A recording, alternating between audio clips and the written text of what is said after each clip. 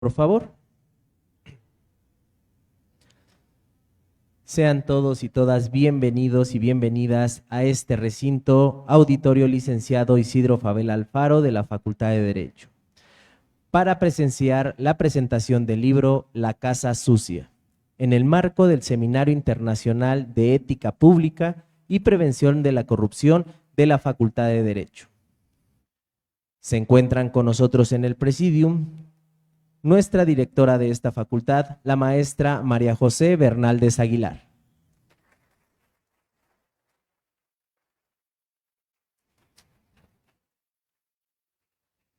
Le acompañan el doctor Victorino Barrios Dávalos, titular del órgano interno de control de la Universidad Autónoma del Estado de México y comentarista de la obra.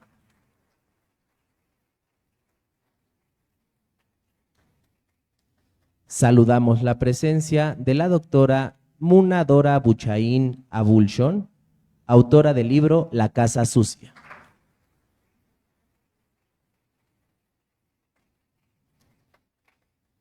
Saludamos la presencia del doctor Jaime Rodríguez Alba, quien fungirá como moderador en esta presentación.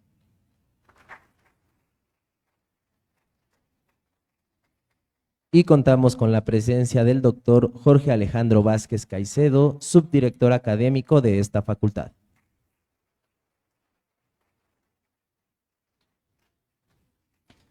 Sea nuestra atención para escuchar las palabras de bienvenida de la maestra María José Bernaldez Aguilar.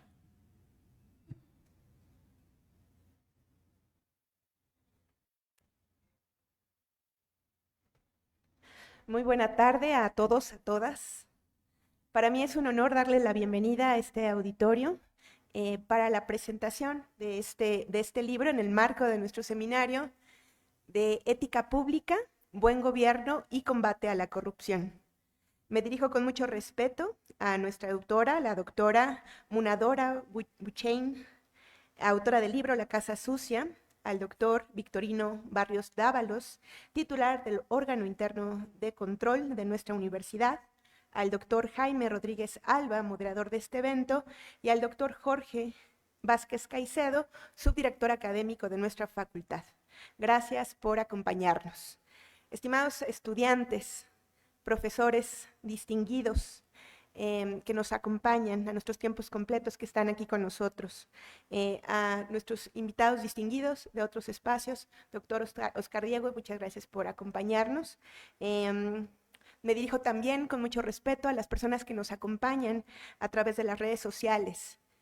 Es para mí un honor darles la bienvenida a este evento en el que inauguramos en este semestre nuestro Seminario Internacional, un espacio que subraya nuestra dedicación a la formación de futuros juristas comprometidos con la justicia, la ética y la transparencia.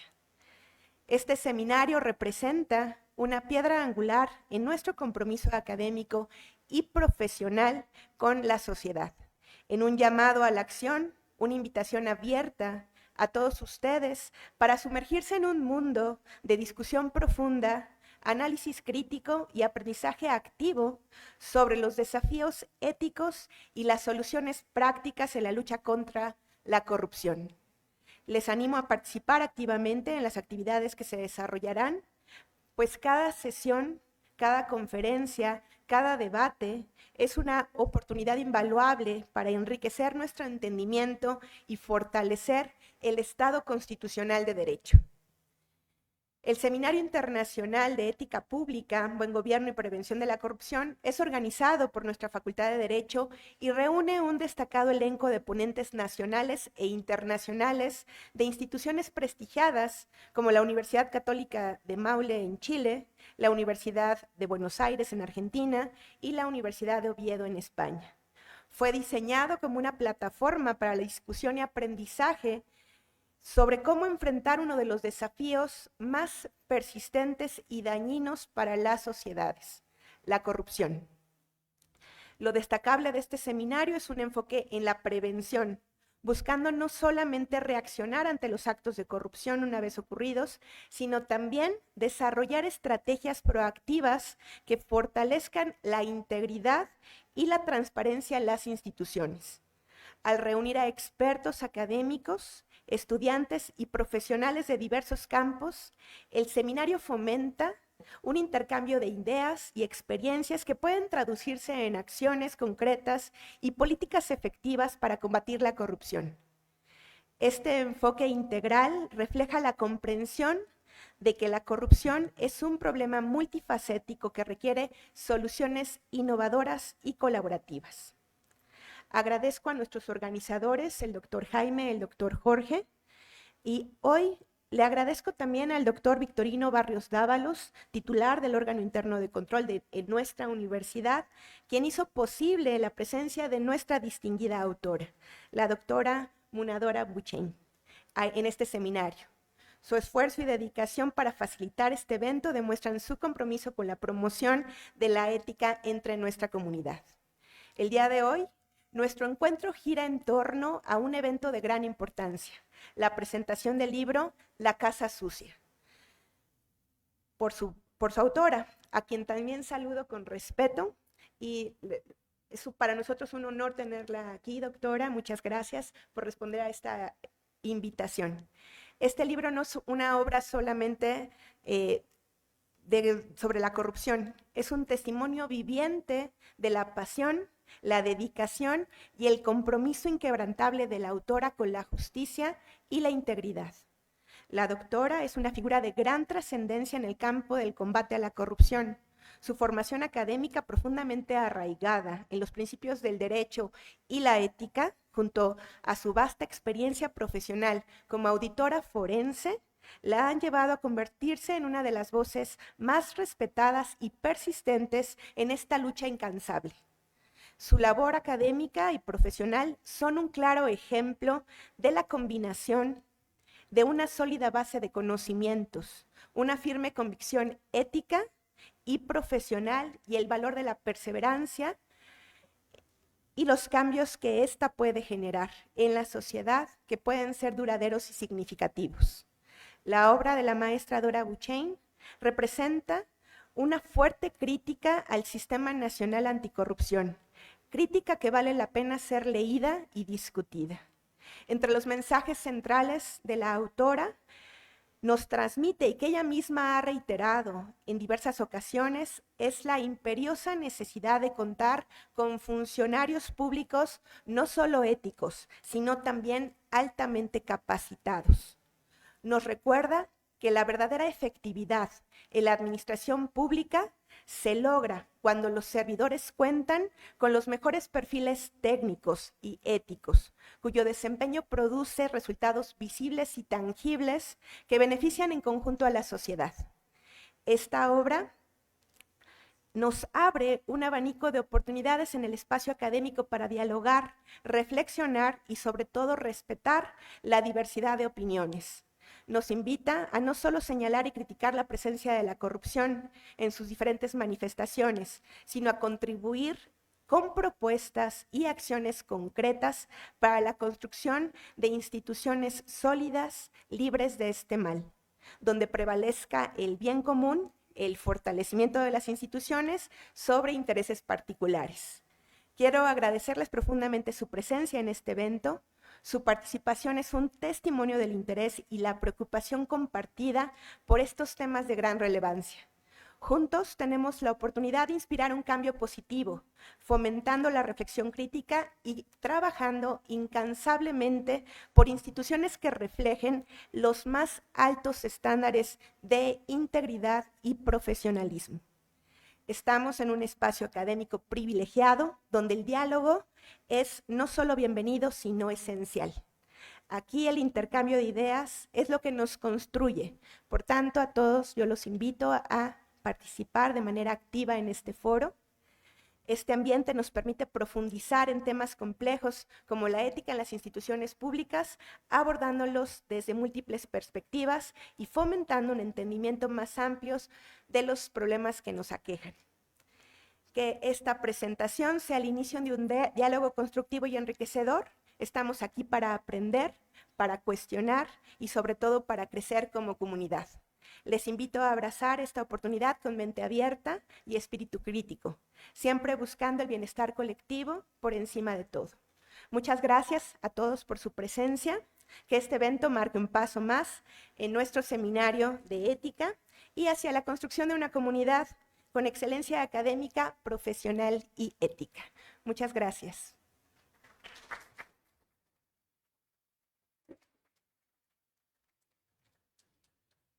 A continuación, solicitamos a nuestra directora y a nuestro subdirector pasar a los espacios reservados para ustedes en el área del público y cedemos el uso de la voz al doctor Jaime Rodríguez Alba para que pueda fungir como moderador de esta presentación. Adelante, doctor.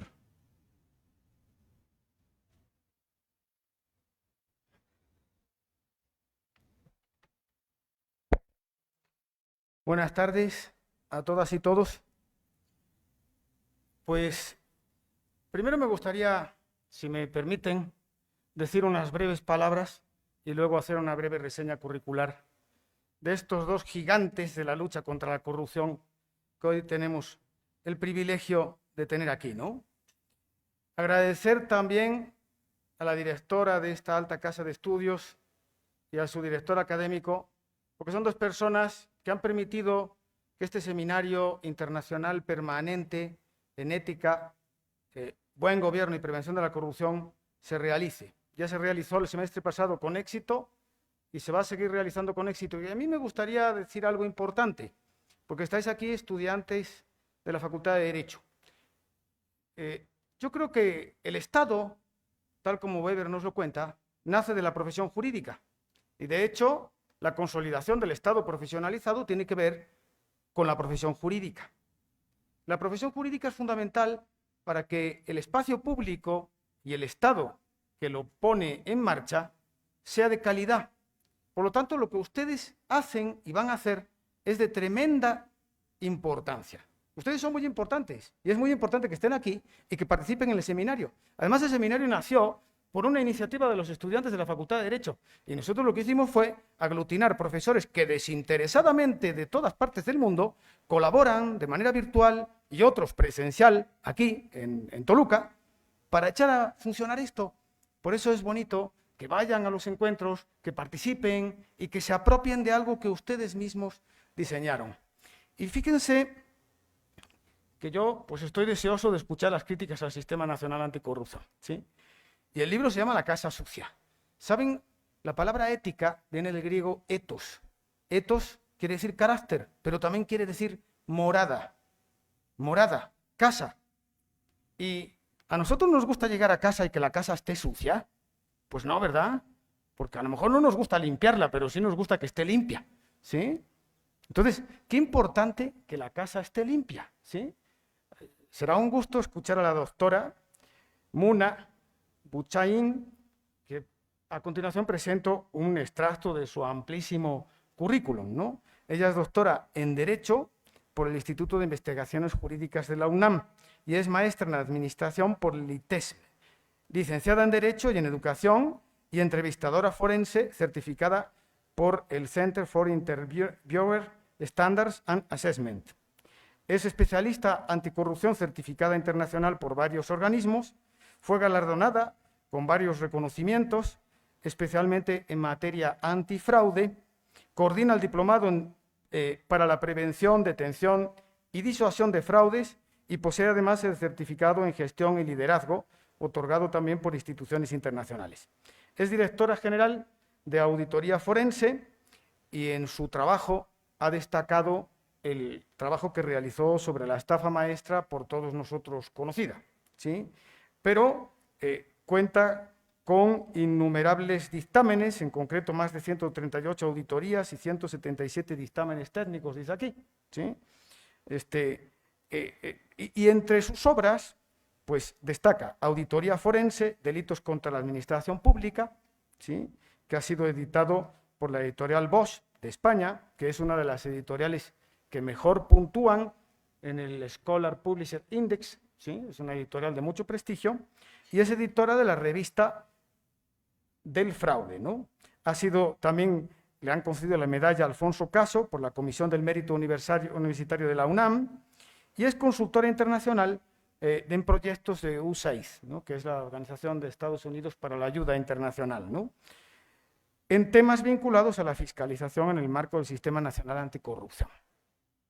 Por otra parte, el doctor Victorino Barrios Dávalos es actualmente el titular del órgano interno de control en la universidad, ¿sí? Porque está designado por el legislativo para fiscalizar el uso de los recursos públicos en la universidad. Él es doctor en Ciencia Política por la Universidad de La Habana, es licenciado en Economía y maestro en Desarrollo Municipal, ¿no? Victorino, pues, es un amigo desde hace muchos años, ¿sí? Y hay que reconocer que además de su trabajo académico como profesor en la Facultad de Economía, en la maestría en control parlamentario, en auditoría parlamentaria creo que se llama, ¿no? En auditoría gubernamental, también es profesor en la Facultad de Derecho, ¿sí?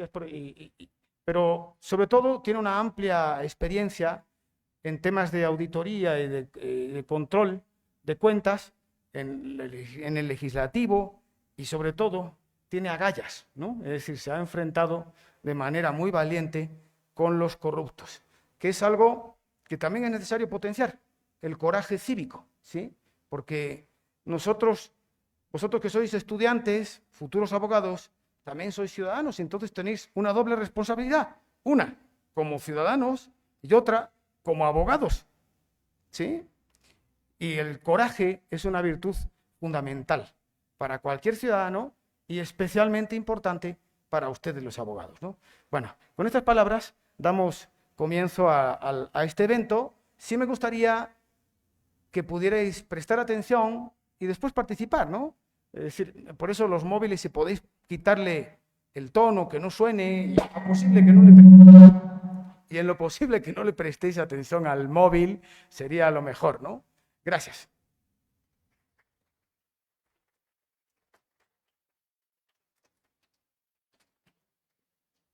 Buenas tardes, pues muchas gracias. Muchas gracias a la Facultad de Derecho, a su directora, a los investigadores que conocemos de aquí, que están presentes. Y también, pues agradecerle a la autora la oportunidad.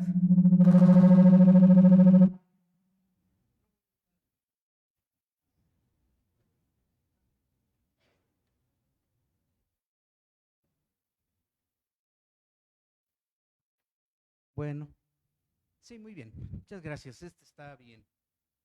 Agradecerle a la autora con quien tengo la fortuna de conocerla hace varios años, más de una década, platicando de muchos temas, pero ahora que tenemos oportunidad de ver,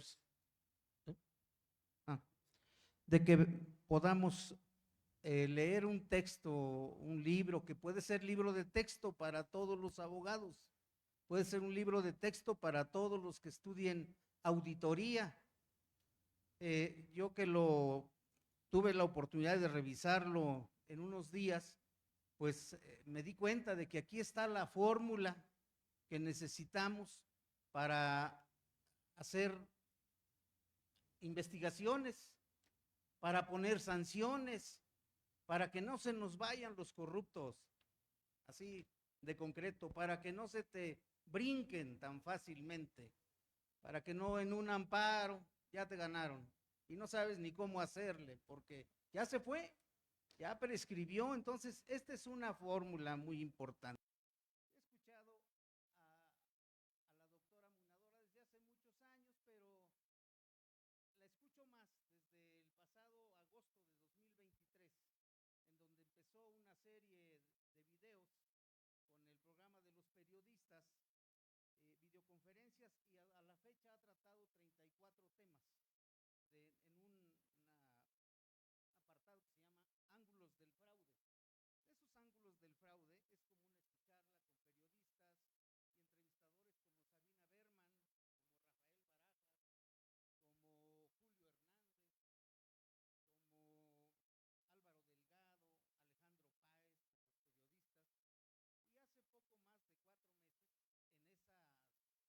sería este libro.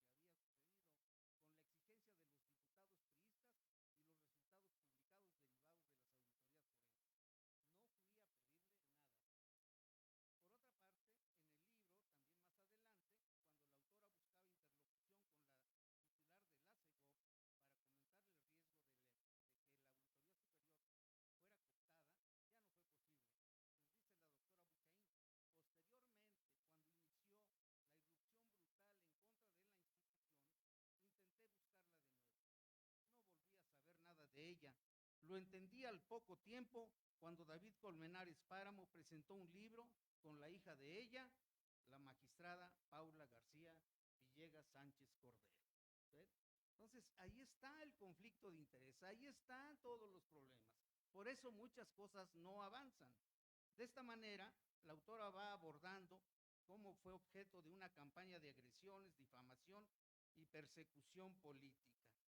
Voy a avanzarle un poco más.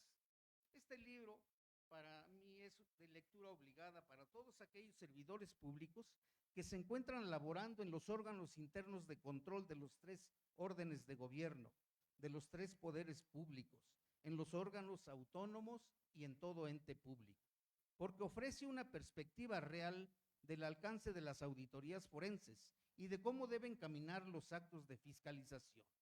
La radiografía que expone del momento que vive la Auditoría Superior de la Federación es alarmante, porque solamente con una mirada autocrítica de la sociedad es como se podrá vencer la corrupción sistémica que sigue afectando el desarrollo económico, social y cultural de nuestro país.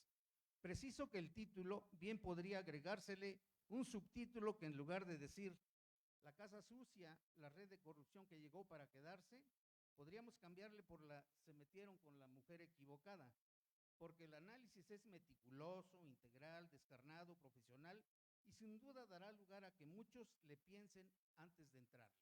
Para la autora y por fortuna para muchos profesionistas honrados, es claro que atrás deben quedar las frases atribuidas a Garizurieta. La amistad que no se ve reflejada, por ejemplo, en la nómina, es demagogia, decía. Vivir fuera del presupuesto es vivir en el error.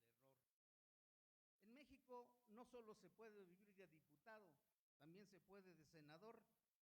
Las embajadas se aceptan, pero no se agradecen. Cada vez es más claro que todos los que ejercemos un peso del presupuesto debemos cuidarlo más que el nuestro. Con lo nuestro no hay problema, solo nos empobrece o nos endeuda, pero ejercer mal dinero puede llevarnos a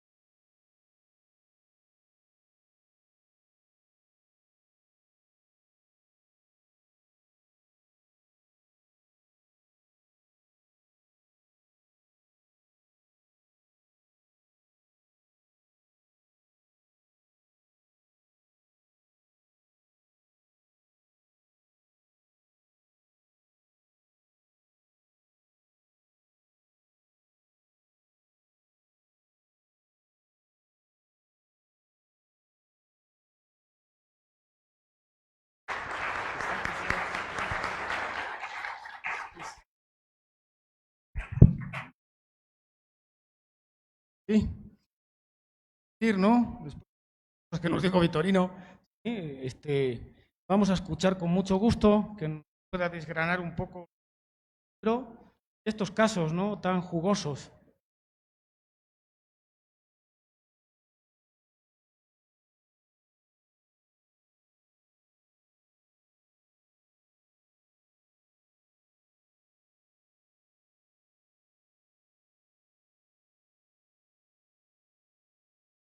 Encontrar, quiere decir que vamos en muy buen camino. Le agradezco a Jaime, que acabo de conocer, a quien inmediatamente nos conectamos en muchas cosas, porque nos conecta la ética, la integridad, una lucha, bueno, importante para todos. Muchas gracias por este espacio.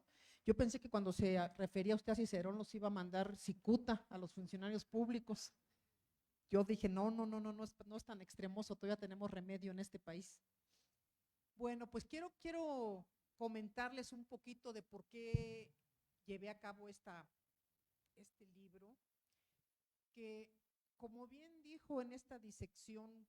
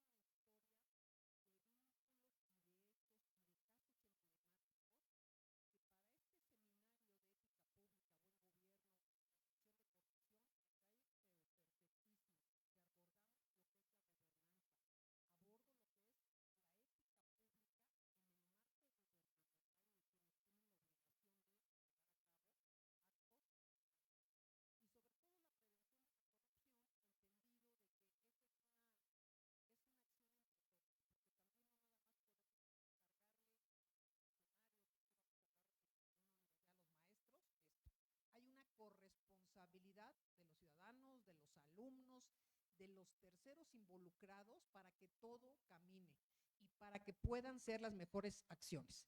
En esta historia de casos emblemáticos de corrupción, les quiero decir que estaba yo en la auditoría, bueno, estuve 13 años ahí, y cuando se da en diciembre del 2017 el cambio, concluye el cambio del exauditor, pues entramos algunos a la competencia. Yo entré de último porque han de saber que esas competencias realmente no son de verdad, son competencias entre comillas, que ya están dirigidas y son los partidos políticos y los diputados en estos cargos donde hay consejeros, donde hay los del INAI, auditoría, que los ponen. Pero yo dije, tenemos que visibilizar el trabajo de la auditoría, tenemos que visibilizar que tenemos capacidad y decir lo que está sucediendo. Y pasó todo ese proceso que van a poder conocer en el capítulo del mismo, y se quedó en un empate técnico, lo cual significaba que no se pudieron poner de acuerdo los diputados porque no buscaban el mejor perfil, buscaban a quien les sirviera y se sirviera.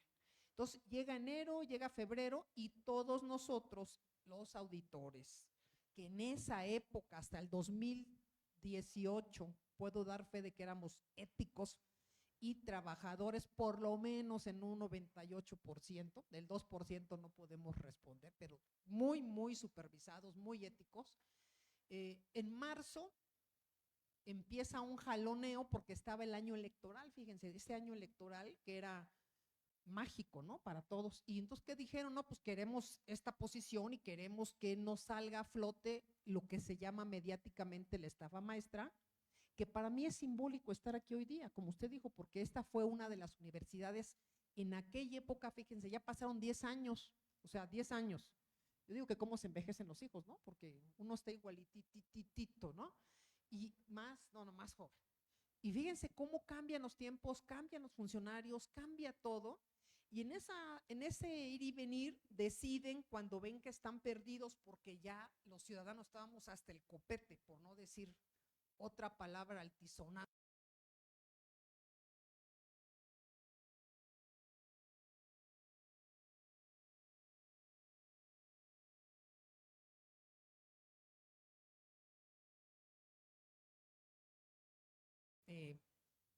Funcionario, ¿no? Como títere de todas estas personas, que también ahí está cómo se nombra este proceso, pues ya sabía perfectamente bien que nos íbamos. Yo ya tenía listo todo, como bien dice, perfectamente. Hay que saber irse a tiempo. Siempre. No puede uno laborar con gente corrupta. No puede uno laborar donde sabes que van a haber obstáculos. Y cuando uno tiene talento, perseverancia, competencia y capacidad,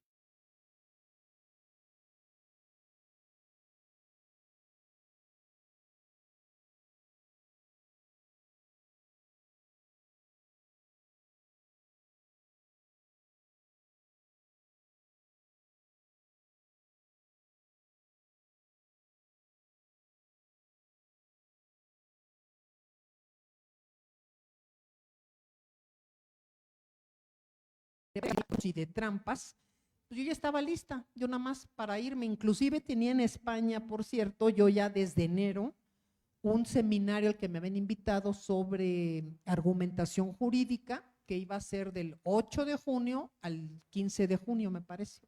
Entonces yo ya estaba perfecto. Entonces cuando me dicen un 23 de mayo que no, pues que ya no quiere, que sí, yo dije adiós, ahorita. Incluso iba a decir, pues mis vacaciones que me faltan, ¿no? Porque ya estaban, dije, no hombre, qué vacaciones, vámonos, a feliz, hagan de cuenta que descargué al mundo. Y entonces entrego, hago toda la entrega y feliz me voy el 1 de junio. ¿Quién iba a decir que llegando allá, pues yo no sabía, porque lo que sí dejé documentado con un perfecto oficio dirigido al titular de los casos pendientes y de todas las cuestiones que tenían que cuidar. Entonces lo dejé, lo recibieron en la tarde porque no les preocupó mucho, yo me fui y llegando allá tenía como 2,000, 3,000 millones de llamadas, ¿no? Esa exageración, dije, pues ¿qué pasó? Miles de periodistas porque alguien había publicado esa carta, que también la hice con copia a la Cámara de Diputados, que son los responsables del nombramiento de esta persona. Sobre todo había algo bien importante que lo he dicho en los programas, las videocolumnas, que los invito a verlas cada domingo. Teníamos fe en que este nuevo gobierno iba a hacer una lucha frontal contra todo esto y a implementar sanciones. Nos falló en esa estrategia, ni hablar, nos quedan a deber. Otro más que nos queda a deber, esperemos que el siguiente sea distinto, pero pues cuando vemos, dije, pues ¿qué pasó? Y entonces pues lo que tuve que hacer es rapidísimo estar en el seminario 3 días, que con el cambio de horario no podía entre las llamadas y decir, pues, ¿qué sucedió? Pues era una persecución, habían dicho que me corrieron por corrupta y que tenía conflicto de interés y que yo ayudaba a un acosador sexual. Háganme ustedes el favor. Dije, estos no encontraron algo más inteligente porque no tienen un gramo de inteligencia.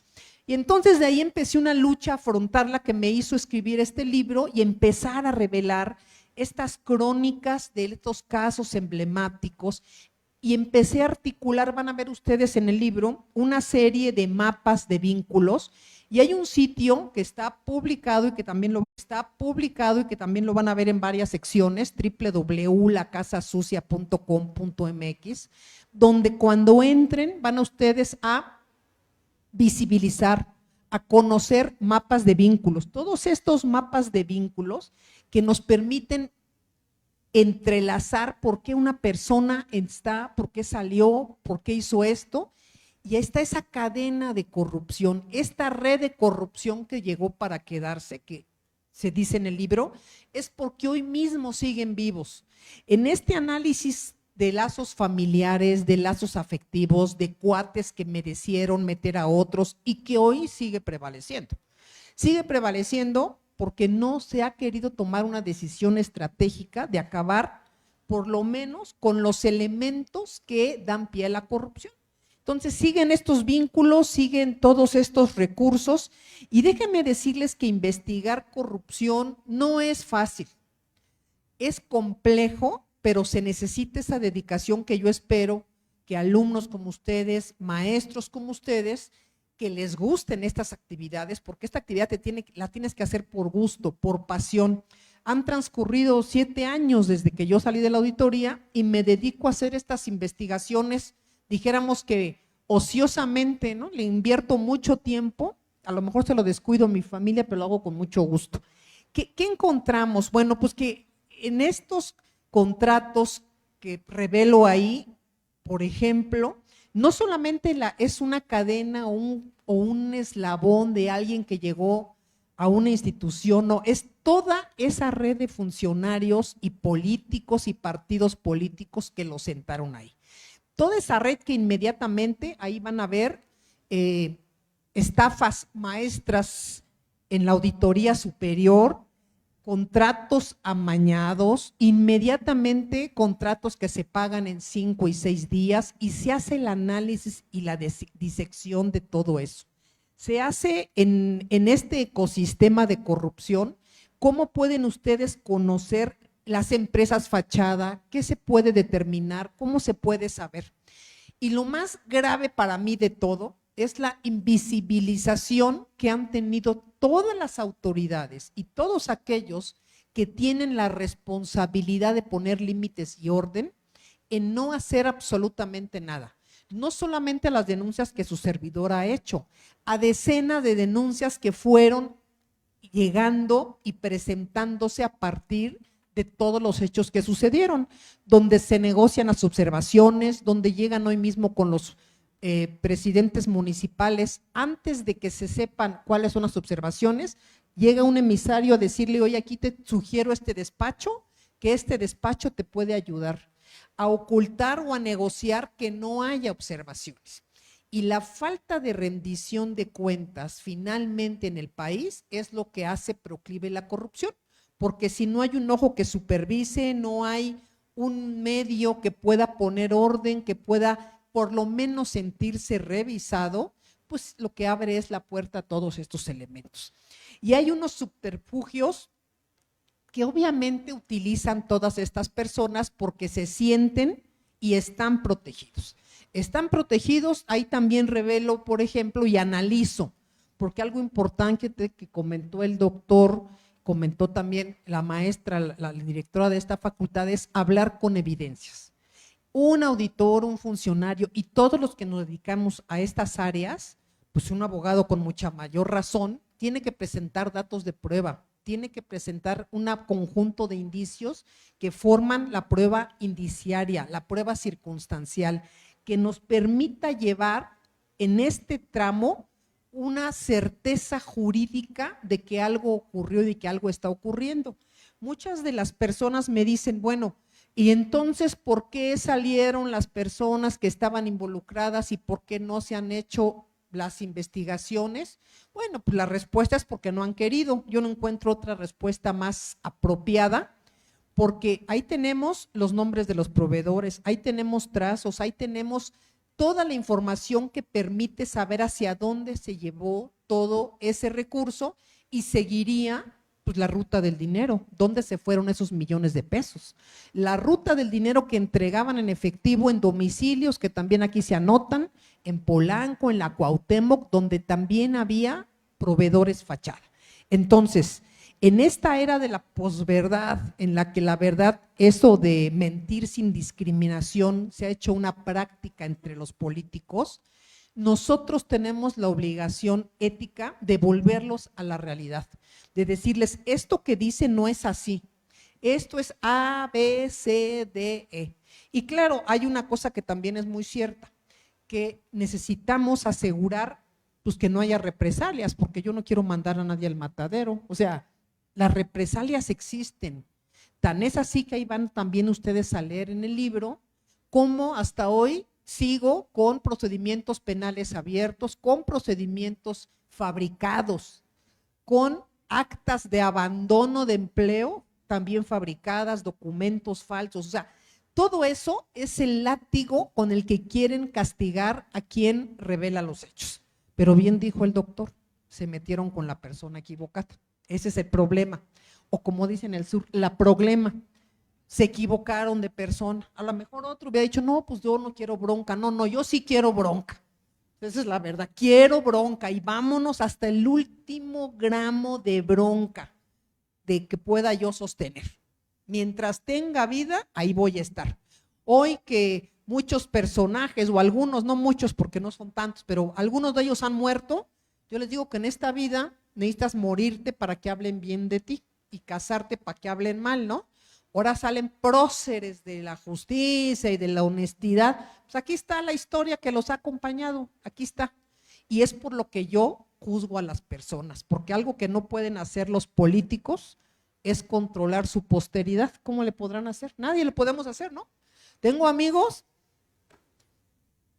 bueno, tenía amigos porque murieron, los tengo en mi mente todavía, que recuerdo, murieron con el COVID y les saludo desde este mundo, en algún lado del universo se encuentran, que me decían, no, yo ya dejé instrucciones, cuando yo muera quiero ABC.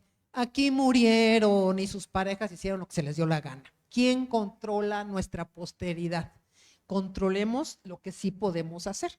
Entonces, este libro muestra no solamente la justificación de las mentiras, una serie de acciones importantes que revelan, por ejemplo, de la exsecretaria, preguntas que si alguien las hiciera y se las contestara, entendería que ahí está el cúmulo de hechos, datos, indicios y evidencia que muestran que el dinero se desvió, con el conocimiento y la participación de muchos. Yo creo que la casa sucia se vuelve un tema de investigación, de auditoría forense, bien dice también la maestra, la rectora, el doctor, porque aquí tenemos que reflexionar, actuar y en nuestro entorno poder participar. Yo les digo, no podemos dejar que estas cuestiones alimenten únicamente nuestra irritación y nos olvidemos. Tenemos que hacer algo en nuestro entorno, en nuestra labor, en nuestra relación familiar.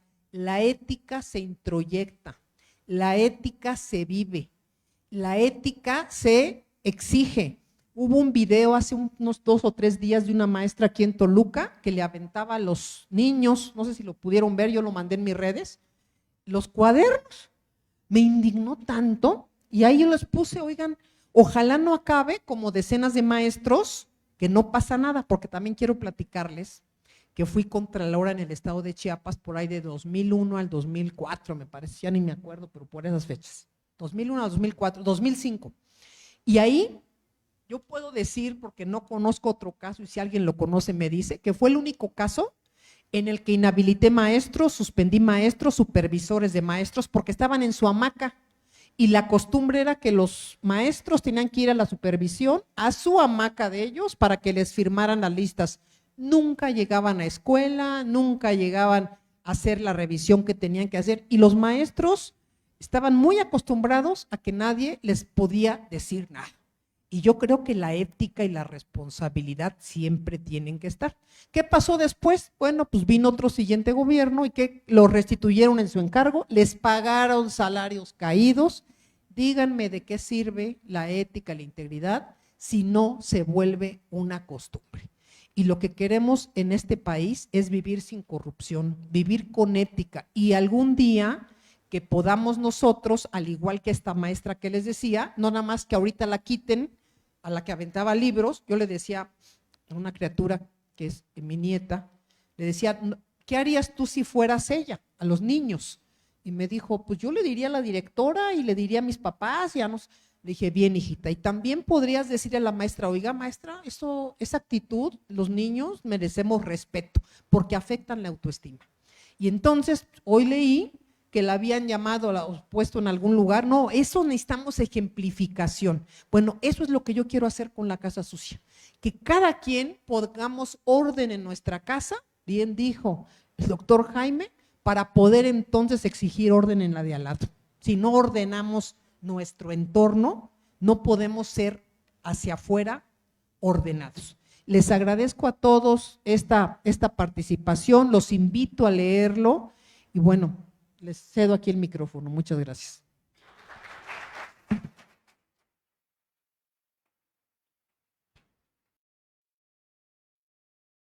Sí. Bueno, muchas gracias, doctora.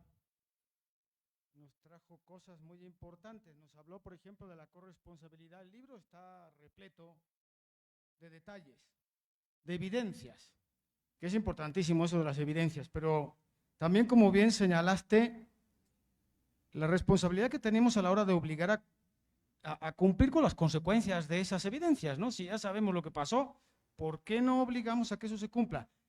Y ahora vamos a abrir un turno de palabras, porque sé que además los estudiantes, muchos se tienen que después marchar por el potro bús, ¿no? ¿Sí? Pero fijaros que es tan importante el trabajo que hacen la doctora, el doctor Vitorino. Yo solamente quiero remitiros a una cosa, el estudio de correlatos de corrupción, es un estudio de correlación múltiple hecho con 140 países del mundo y que muestra cosas espantosas. Los países en los que existe más corrupción son países en los que existe menor esperanza de vida, en los que existe mayor mortandad de los niños al nacer, en los que existe mayor contaminación, en los que existe menor equidad de género, en los que existe mayor violencia, en los que existe menor terminalidad de los estudios, en los que existe menor satisfacción con la vida.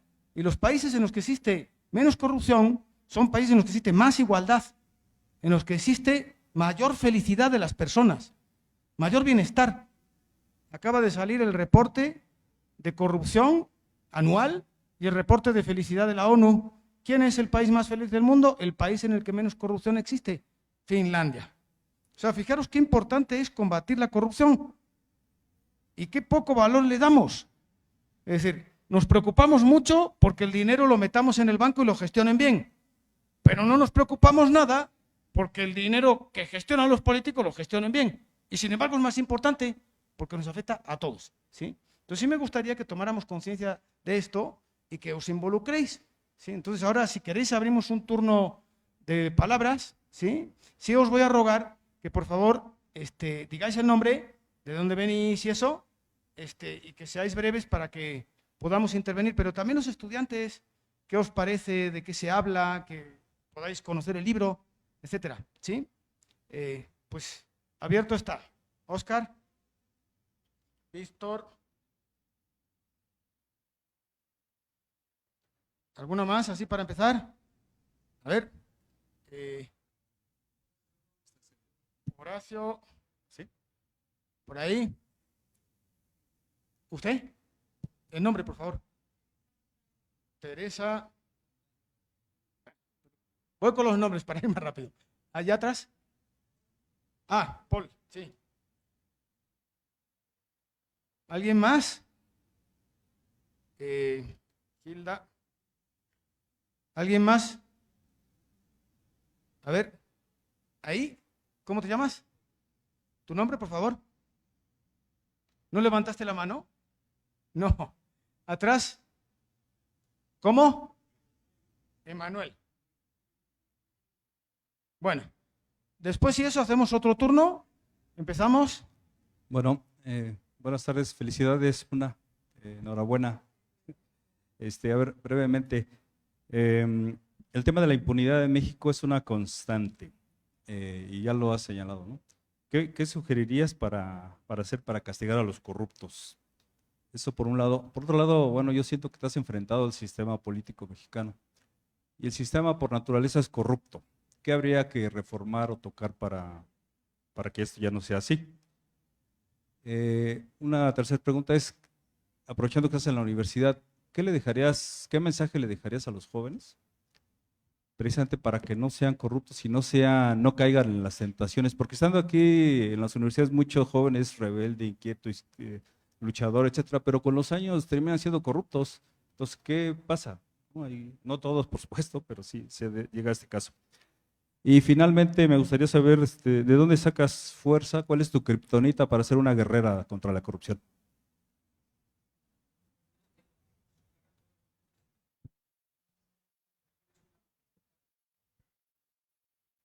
Muchas gracias, doctor. Te aprecio muchísimo tu presencia.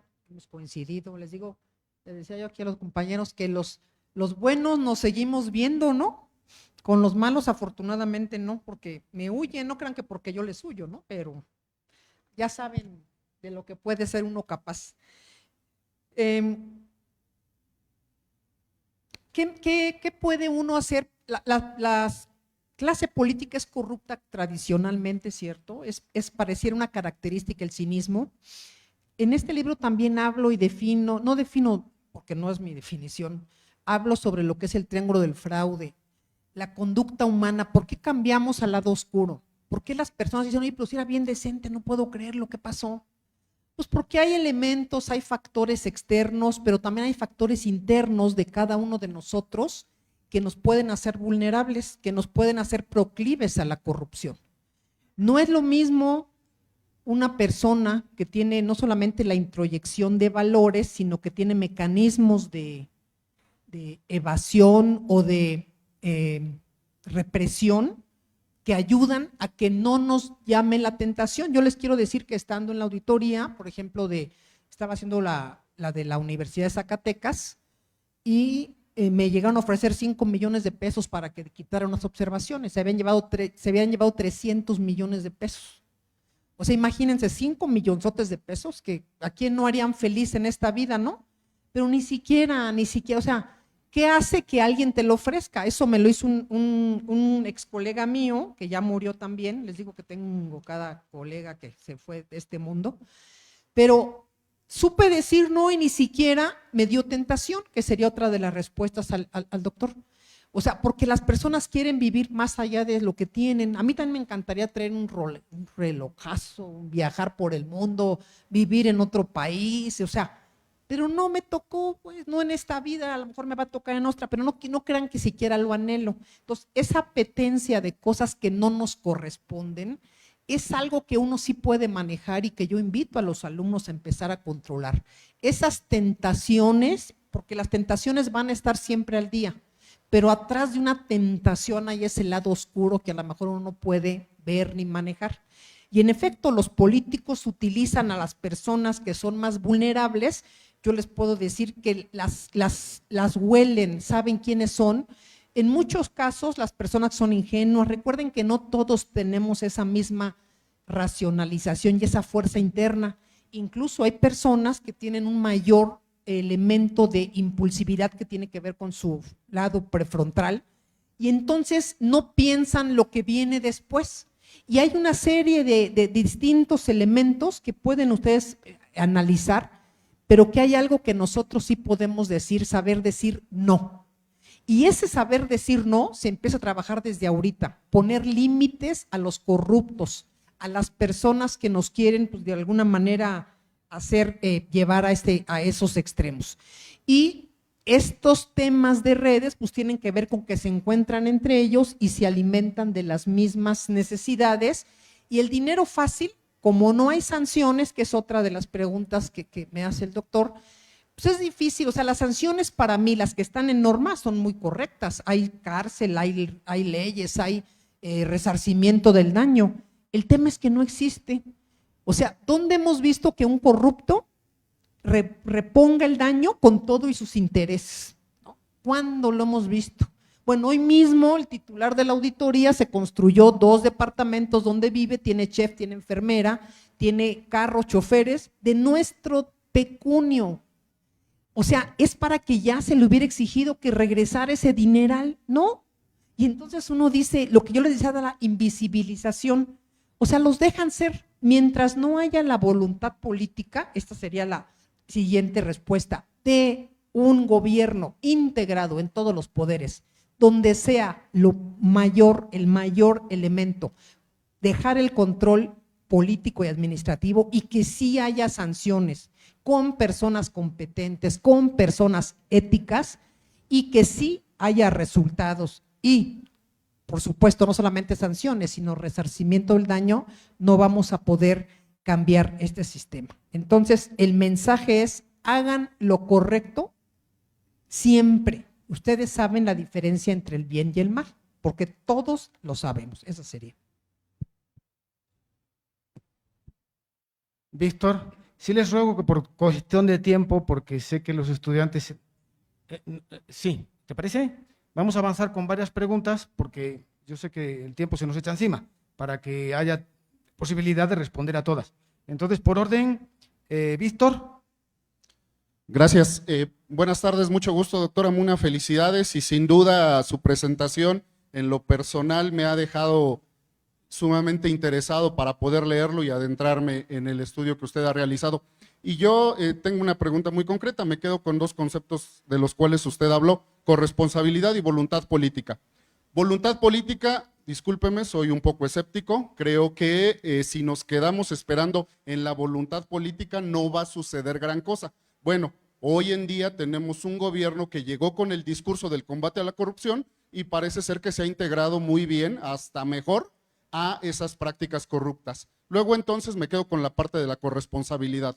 Creo que ahí es donde tenemos que apostarle, y mi pregunta es la siguiente: con su conocimiento tan puntual y con esta investigación que ha realizado sobre estas estructuras de fiscalización, de auditorías y con su participación en ellas, conociendo el sistema, ¿en dónde estarían específicamente sus recomendaciones para la sociedad civil organizada, que podamos ser vigilantes extremos de los bienes públicos? Es decir, con esa experiencia que usted tiene de estos años en las auditorías, ¿en qué parte directamente las organizaciones de la sociedad civil podemos incidir para una verdadera fiscalización ciudadana? Porque usted sabe que la participación ciudadana promovida desde el Estado y desde lo gubernamental siempre va a ser en aras de la legitimación de esos procesos, que a final de cuentas todo cambia para que todo cambia para que todo siga igual. Entonces, puntualmente, usted, en mi caso, soy presidente de una asociación civil que se denomina Natse Aro en Shui, una estrella en la oscuridad, ¿en dónde me recomendaría que ponga el foco para incrustarme en esos procesos de vigilancia ciudadana? Muchas gracias y felicidades nuevamente. Muchas gracias, Víctor. Horacio. Sí, buenas tardes. Mi nombre es Horacio Campos, servidor, y le agradezco mucho a la autora del libro, y es un honor tenerla aquí presente. Yo nunca me imaginé escucharla hablar de lo que ha dicho hoy en el Estado de México. Desgraciadamente es ejemplo de corrupción a nivel nacional.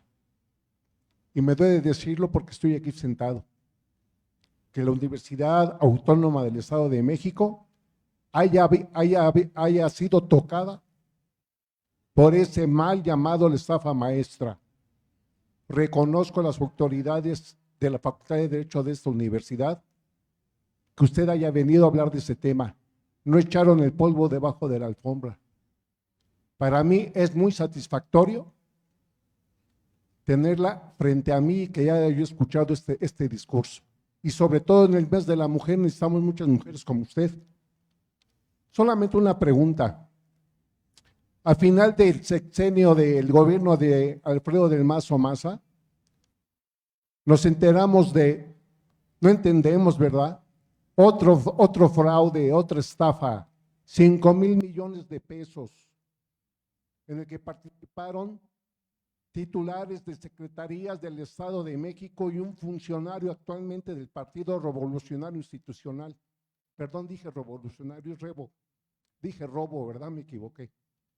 ¿Cuál es su opinión con relación a lo que dio a conocer el periódico en España El País y un periódico de Gran Bretaña, y aquí los medios, incluso en el Estado de México y en Toluca, quisieron guardar un silencio cómplice?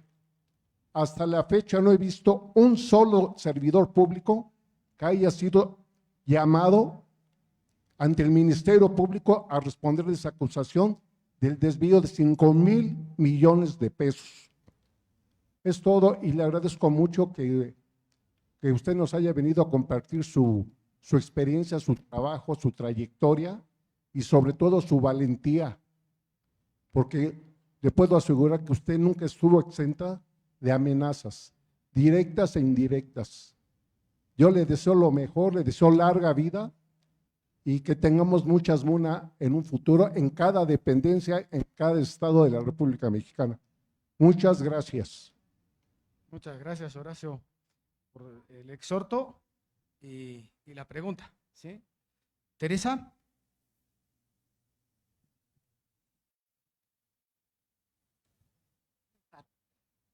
Gracias, doctora. Bueno, primero felicidades, la verdad, por su valentía.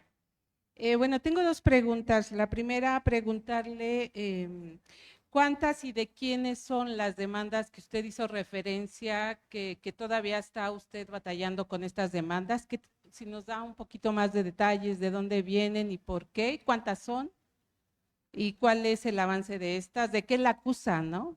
Por ejemplo. Y mi segunda pregunta es preguntarle si prevalecen las redes de corrupción que, bueno, usted detalla aquí, también se detallaron en la estafa maestra con empresas fachada, vinculación de universidades. Si prevalecen estas redes, incluyendo los contralores corruptos que evitaron las sanciones y protegieron a los responsables. Gracias. Muchas gracias, Teresa. Paul.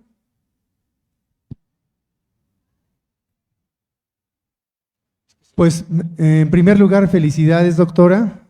Igualmente, doctor Victorino, felicidades a la Facultad de Derecho, igualmente por acoger este importante evento. Mire, yo he tenido experiencia en el Comité Ciudadano del Sistema Anticorrupción a nivel municipal y quiero decirle que es el eslabón más débil de esta cadena, de este sistema que seguramente usted conoce, y al respecto pedirle desde su punto de vista cuáles son las oportunidades de mejora que tendría el sistema futuro. Tiene muchas críticas en el presente de que está sobrediagnosticada la situación, que está evidentemente sobreburocratizado, que hace falta voluntad política, etcétera, etcétera, pero en sus palabras, ¿qué es lo que hace falta para auténticamente combatir la corrupción en México? Muchas gracias y muy amable. Muchas gracias, Paul. Yo siento tener que ser así como medio tajante, pero es que yo sé que hay muchos alumnos que se tienen que marchar porque no se les va el autobús, ¿sí? Y es importante que escuchen. Gilda.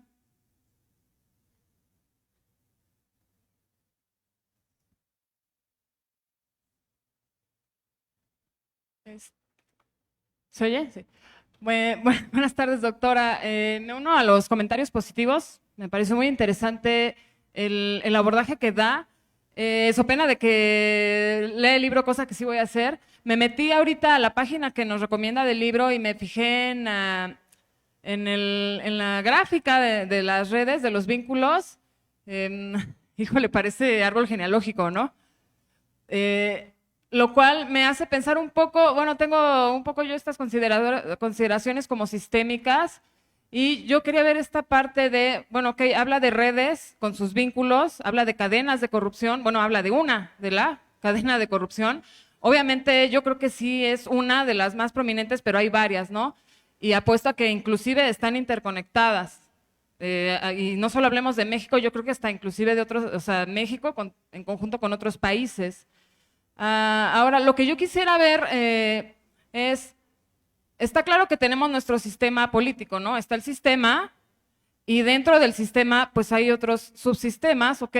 Pero está dentro, esta red de corrupción pues está como pegada, como no enraizada, pero sí como una especie de cáncer creciente. Lo que yo quisiera saber es que si dentro del sistema político que tenemos, este pseudo o subsistema de corrupción que se le está también como, que está como pegado, pues quisiera ver si es una especie de estructura innata, o sea, como que no se pueda quitar, como que no se pueda renunciar, o como, no sé, que no se pueda eliminar, o que deba de haber en el sistema político o en los sistemas políticos. Es más o menos como lo que quisiera ver su opinión o qué observaciones tiene al respecto. Gracias. Gracias, Gilda. Emanuel.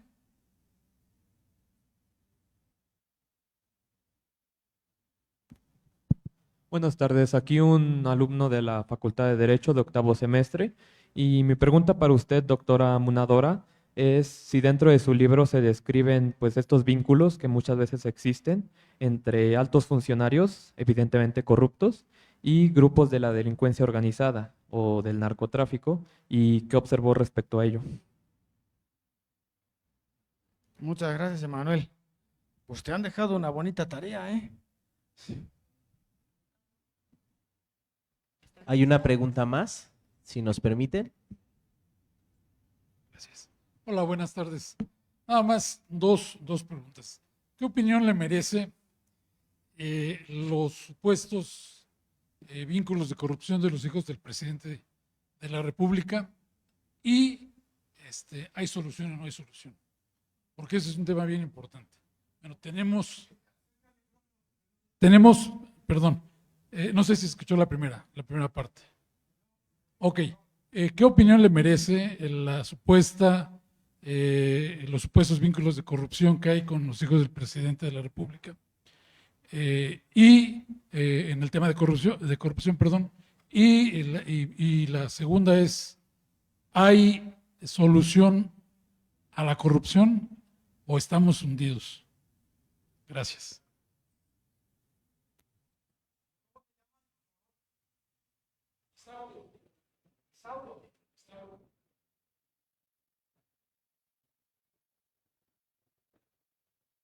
Un par de preguntas más. Con esta cerraríamos, doctor. ¿Está bien? Sí, hola, muy buenas noches. Igualmente soy un alumno de la facultad de cuarto semestre. Bueno, más que nada aquí como de que una postura en cuanto a lo que había dicho, me parece que el presentador, sobre de que la corrupción está marcada más en países en cuya producción se desvela más o menos. Bueno, más que nada, creo que el problema de la corrupción no se encuentra en si algún país es pobre o no, más que nada dentro del sistema de la esfera de poder, puesto que lo hemos visto, el poder corrompe a las personas en un sistema político. Vimos históricamente que cuando el Partido Revolucionario Institucional inició hace casi ya más de 70 años, empezaba con unas buenas visiones para la sociedad, pero ¿qué pasó? Fue corrompiéndose tarde o temprano. ¿Por qué? Porque acaparó todo el poder. Realmente eso generó que estos quisieran obtener por más y más y más poder en cuanto a un político, y cada vez fue rompiendo tanto un sistema de justicia, un sistema social, y creo que es lo mismo que podemos ver ahorita, que surge un nuevo partido, que más que nada, si no surge una transición correcta de candidato o candidata o de alguien de algún partido, igual podríamos volver a surgir un mismo sistema de corrupción. Realmente no es de que sea un partido, sino candidato o quien sustenta el poder dentro de una nación, recordemos que la base principal de nuestro país son municipios, si de ahí no logramos que se haga una transición correcta a partido o candidato, realmente es muy difícil que dentro de nuestro país, dentro de nuestro estado, logremos una visión correcta y logremos erradicar la corrupción. Asimismo, tenemos que hacer que las personas en general tengan una visión propia sobre lo que es un candidato, sobre lo que es su nación, porque muchas veces es lo mismo, un sistema político organiza casos de que, no sé, les da una despensa, les da un apoyo y muchas veces es un conformismo en la sociedad. Lo que debemos hacer realmente es que las personas conozcan sobre su país, conozcan sobre su historia y conozcan sobre lo que pasa dentro de su sociedad. Muchas gracias. Sí, ¿cómo te llamas? Constantino. Constantino, gracias Constantino. Hay una pregunta, dos preguntas más, una pregunta. Sí os ruego que hagáis la pregunta, yo sé que es muy interesante, pero está el seminario, que vamos a estar todo el semestre, o sea que no hay que acabarse todo ahora, ¿sí? Lo digo porque tenemos que escuchar a la doctora y la gente se tiene que marchar por el autobús y esas cosas. Sí, entonces, por favor.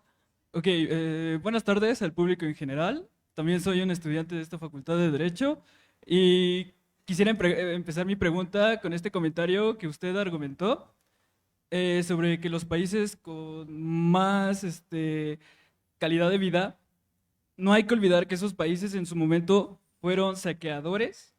Un ejemplo, España a México. Entonces, nuestro problema tiene un arraigo cultural y de un tiempo muy antecedente. Entonces, con esto quiero concluir que la pregunta hacia la doctora sería que si, bueno, usted mencionó que viajó hacia Chiapas. Entonces, en Chiapas hay unas comunidades que se llaman caracoles. Entonces, ellos tienen una junta de buen gobierno. ¿Cómo esta implementación de la junta de buen gobierno se podría asimilar con los sistemas jurídicos federales? ¿Cómo te llamas? Adrián. Adrián, muchas gracias. Bueno, yo solo un comentario porque no se entendió lo que yo dije. A ver, un estudio de correlación múltiple lo que hace es relacionar variables. No es un estudio explicativo de las causas, ¿sí? Entonces, lo que se quiere decir es que donde existe más corrupción, la gente es más infeliz. Otra cosa es la cuestión histórica de la conquista y la rapiña. Y aprovecho y digo una cosa, ¿dónde está el dinero que se roban en los países pobres?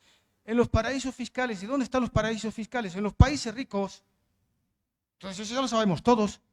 Y no hay una voluntad política que se diga de los países ricos de combatir eso. ¿Dónde están los corruptotes mexicanos? Y perdón porque me van a echar, que yo no soy mexicano y no debería decirlo, pero están en España, les dan visas doradas y viven de la madre, como se dice aquí. ¿Y por qué? Porque previamente les dieron, obviamente, licitaciones y no sé qué. El expresidente del gobierno español, Felipe González, ¿con quién está casado? ¿A que no lo sabéis? Con la hija de Carlos Slim, y hasta le lleva la valija a Carlos Slim. Sí. Si eso no tiene que ver con intereses y redes, pues ¿qué va a tener que ver? Entonces estoy de acuerdo contigo, pero correlación no es causalidad, simplemente, ¿sí?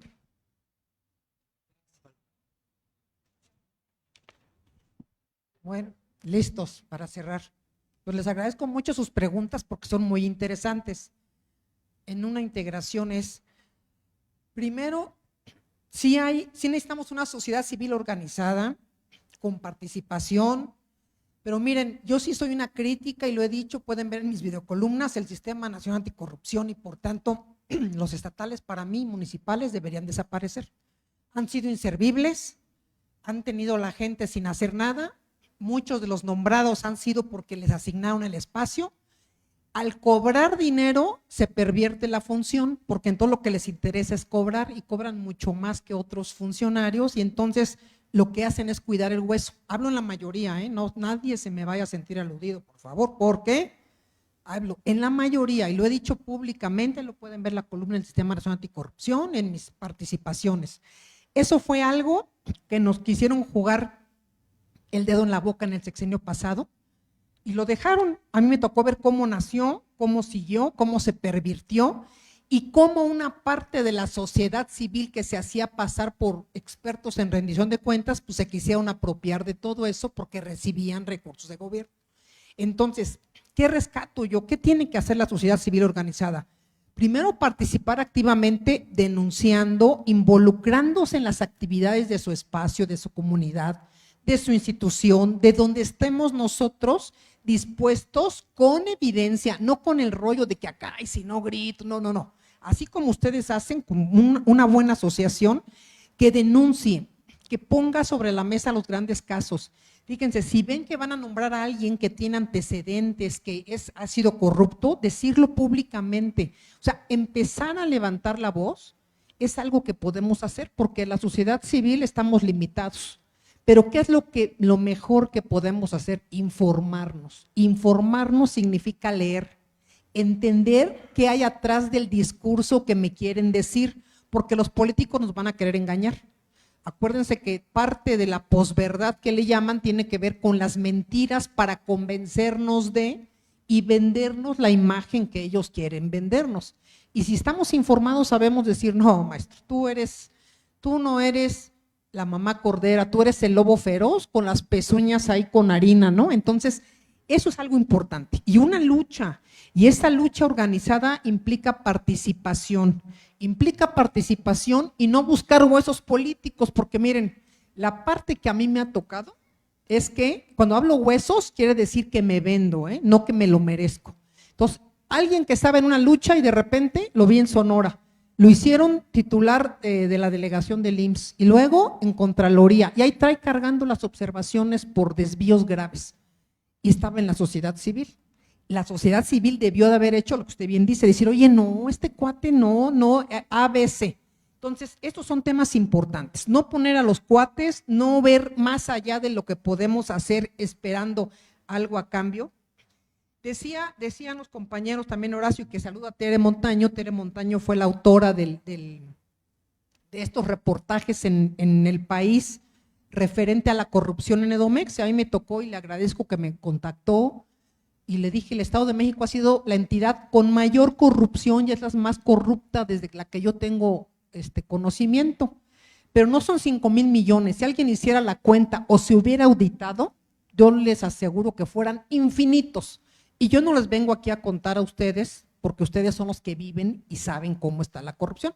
Pero ¿qué sucede? Pues auditores a modo, contralores a modo, incluso también pueden ver una columna, porque afortunadamente, como dice el doctor, la fuerza que saco, pues yo me crezco al castigo y saco fuerza, porque digo, bueno, pues lo que puede uno dejar en esta vida de herencia son los actos, los libros, los árboles que uno siembra y los actos generosos.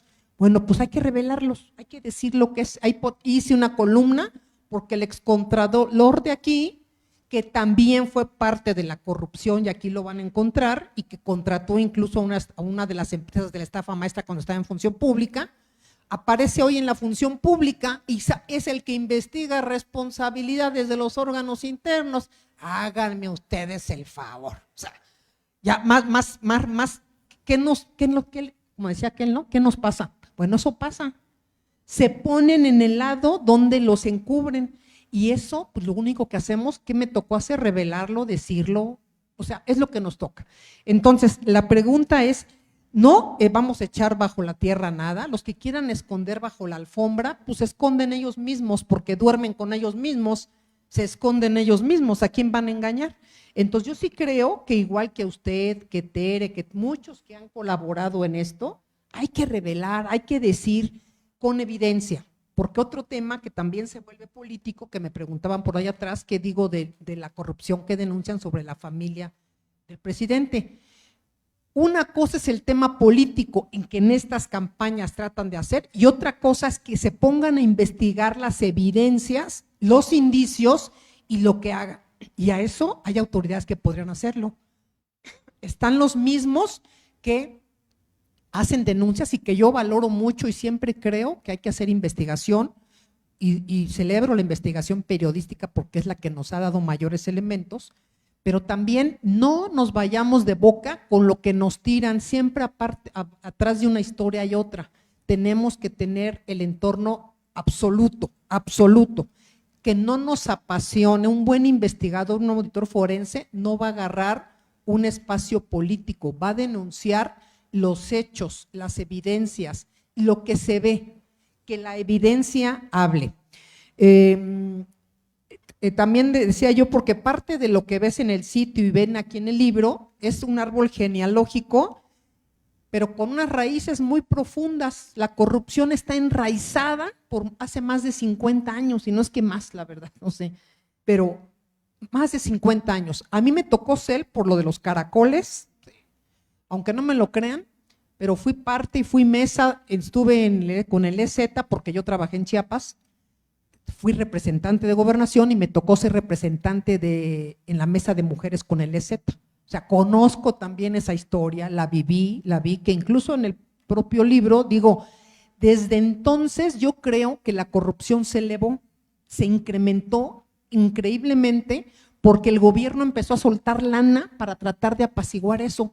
Sin controles, ahí nacen los programas sociales, solidaridad, bla, bla, bla. ¿Y qué hacía todo el mundo? Robárselos porque no había control. O sea, todo esto, y si ustedes van a Chiapas, van a Oaxaca, van a Guerrero, la gente sigue pobre.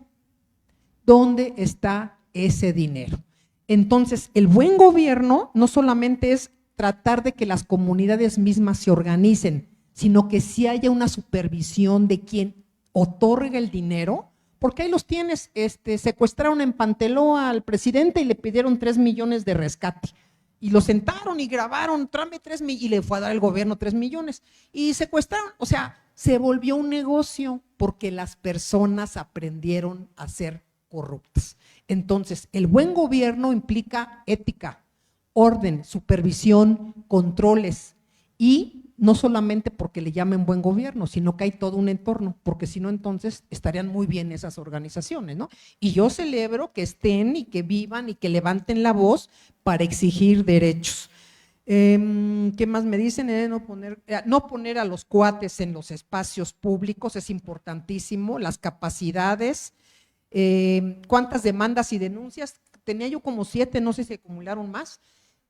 Unas que fabricó toda la gente de la Auditoría Superior Colmenares en contubernio con muchos de los que estaban ahí. Fíjense, les ofrecieron plazas a los becarios, les ofrecieron plazas a los de servicio social a cambio de que declararan en mi contra, nada más que les digo que son tan ignorantes y tan mentecatos que han de pensar que con una sola declaración sostienen un hecho o un dicho. Eso no es un caso. O sea, un testimonio es un indicio, tienes que probar toda una serie de actos. Entonces, en la UEC están todas estas, en una le pusieron que por conflicto de interés, en otra que por defender a un acosador sexual, en otra me quisieran son tan tontos y tan burdos que porque no había yo presentado denuncias de hechos, cuando a mí ni me corresponden, pero yo ahora son las que las impulso y las he impulsado, que porque unos pliegos de responsabilidad, o sea, cosas que ni tenían sentido. Todas estas, incluso ahí también narro cómo el exsecretario Ursúa con el exprocurador fiscal de este sexenio fabricaron una denuncia en mi contra con el procurador fiscal, donde íbamos a entrar con el equipo, trabajar con el doctor Santiago Nieto, y entonces mandó Colmenares decir, porque estaban cuates con Ursúa, y a cambio de no auditarlo, esas son las prebendas, no vayas a meterlos a trabajar, y no nos metieron a trabajar, pero vieran que nos tiene tan preocupados, han de pensar que somos como ellos, que sin hueso morimos de hambre. No. Aprendan todos a trabajar por ustedes mismos y no dependan de nadie. Los grupos políticos están en todos lados, los riesgos no se eliminan, la corrupción no se elimina, se inhibe y se reduce. En el libro no hablo de delincuencia organizada porque no es mi expertise, pero en uno de los mapas que hicimos de la estafa maestra de 2013, creo que era vinculada a Tabasco y que van a ver en el sitio, aparece un representante de la empresa que estaba vinculado al cártel del norte, de Sinaloa, no, todavía no estaban los de Nueva Generación, Cártel del Norte era, y que había estado incluso en prisión, pero no, este es un libro que a los maestros, a los alumnos, a los que les gusta investigar, les va a ser de utilidad para que comiencen a ver las banderas rojas, lo que dejaron de ver, lo que omitieron intencionalmente. una serie, y también lo digo aquí, este libro es una denuncia pública para que todas las autoridades que están obligadas a actuar oficiosamente puedan seguir esto. Que lo hagan, lo dudo mucho. O sea, no, ellos no, como creen, incapaces de trabajar, primero muertos que moverse de la comodidad en la que han estado toda la historia que les ha acompañado, ¿no? ¿Hay solución? Claro que hay solución. Pensar que no hay solución a la corrupción sería declararnos muertos, y estamos más vivos que nunca, y yo sí espero no solamente atender a la etiología de los hechos, por qué se han dado, cómo se pueden prevenir, sino que cada quien tengamos esa esperanza trabajada, no sentarnos a esperarlo, de que hay una vida sin corrupción, y que esa vida sin corrupción va a llegar y la van a vivir, no creo que ya nuestros hijos, nietos y bisnietos, pero hay que trabajarlo, ¿no? Eso es lo más importante. Yo con esto creo haber contestado todas las preguntas genéricas y les agradezco mucho su atención y pues las dudas. Gracias.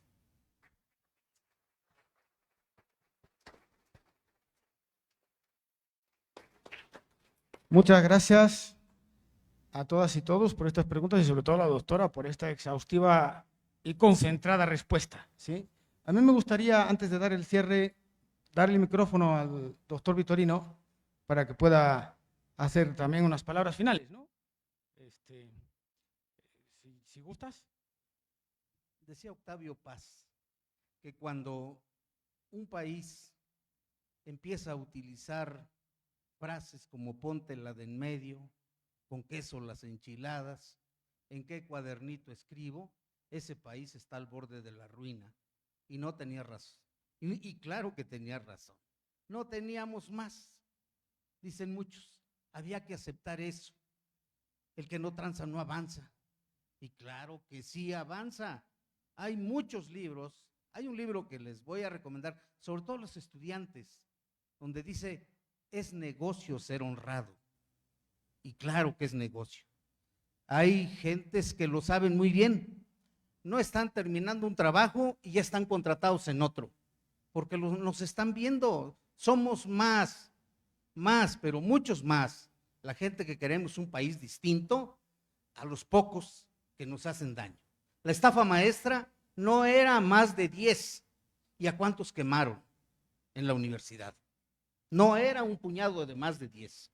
Nosotros ya hicimos los expedientes, 46 expedientes, y ahí encontramos que no pasaba de una decena, pero una decena quemó a 96,007 estudiantes que somos ahora, y seguimos cargando con ese estigma.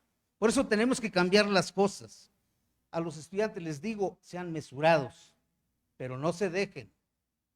Estudien, pero no crean que todo viene de arriba, ni por la negociación, ni porque seas así como muy aparente ser lo que no eres. Estudia, ponte a trabajar, ponle ganas.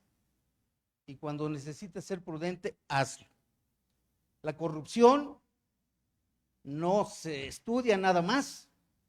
La corrupción no se ve. La corrupción se huele. Y lo hueles tú cuando ves a alguien que tú dices, bueno, ¿de dónde sacó eso? Yo le conozco sus orígenes. Yo lo he visto toda la vida, y te lo vas encontrando con otras condiciones. No se lo da el crédito. Aquí no hay bancos que regalen dinero. Eso no pasa. Vamos a ponernos duros. Finlandia, ahí está un estudio de los cuadernos de Oscar Diego, en donde Finlandia hace 100 años tenía problemas tan graves como los nuestros de corrupción. Y hoy está del otro lado. ¿Qué tenemos que hacer? Estudiar, ser éticos, ser íntegros, pensar que sí se puede cambiar este país. No somos kamikazes los que estamos en los órganos de control. No somos kamikazes los fiscales, los que hay muchos muy buenos.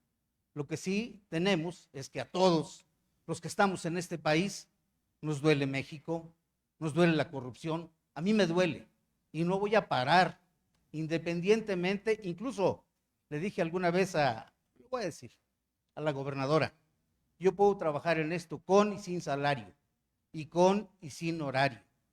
Por eso a mí me gusta juntarme con gente escribe esto, porque aquí se llena uno de vida, se llena uno de ganas de seguir luchando. No hay que cansarnos. Pues muchas gracias.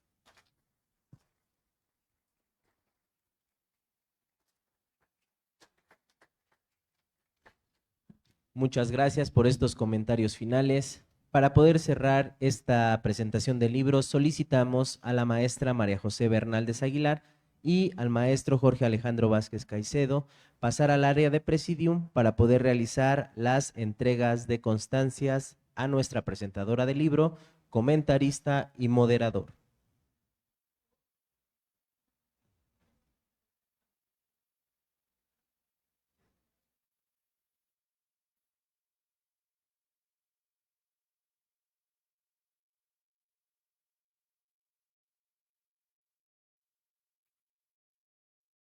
Constancias que a la letra dice: la Facultad de Derecho otorga el presente reconocimiento para la doctora Munadora Buchaín Abulsón por su valiosa presentación del libro La Casa Sucia en el marco del Seminario Internacional de la Ética Pública y Prevención de la Corrupción de la Facultad de Derecho, llevada a cabo en el Auditorio Licenciado Isidro Favela de esta facultad el día 21 de marzo de 2024.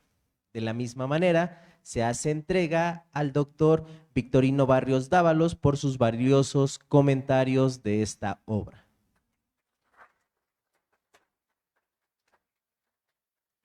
Y por último, se hace entrega al doctor Jaime Rodríguez Alba por la excelente moderación de esta presentación.